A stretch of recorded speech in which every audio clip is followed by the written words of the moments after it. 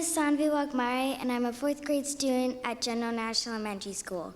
Today I'm going to be presenting a speech named You Survived It by Viola Davis. When I was 25, I went to Juilliard right next door. Not a very good experience, by the way. And I remember at one point I felt like I lost my voice as an artist. I said, who am I really? What am I doing here? How am I gonna be different from everyone else? So I decided to go on a cultural arts safari in Africa. I made Juilliard pay for it. And I went to the Gambia, and I went to the Mandinka tribe. And one day, there were these group of women called Kenyala who entered the compound, Mandinka women. And they were dressed in oversized clothes, and they'd paint on their faces, and they carried drums, and they were shouting really, really loudly, and they made really funny faces. And they had calabashes filled with this dish that tasted like peanut-flavored oatmeal.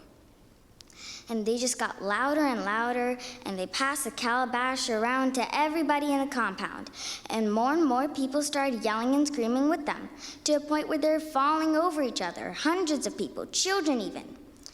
And they passed the calabash, plop the foods in their mouths, look up to the sky, scream, scream, scream.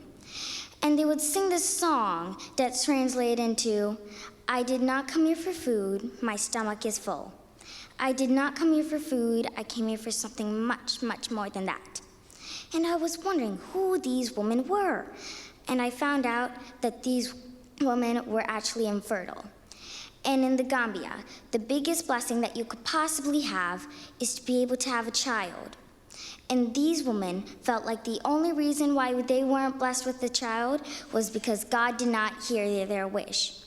And so the whole point of the ritual was to make as much noise as possible so that God could hear them and pour down the blessing. The beauty of that ritual was that it was actually a ritual, an actual something that they could do to get what they wanted in their lives. The beauty of that ritual was the participation.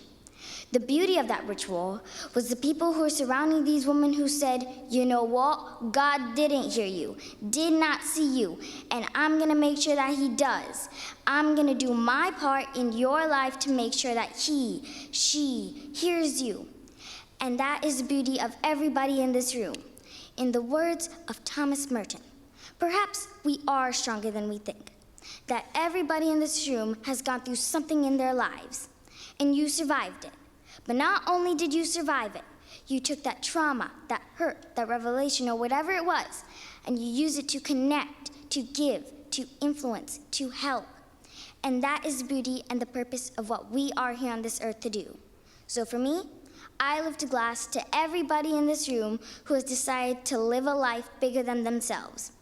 Everybody who has decided to slay those dragons and say, it's not just about me. And I applaud you, and I am honored to be in this room with you. Thank you. Thank you.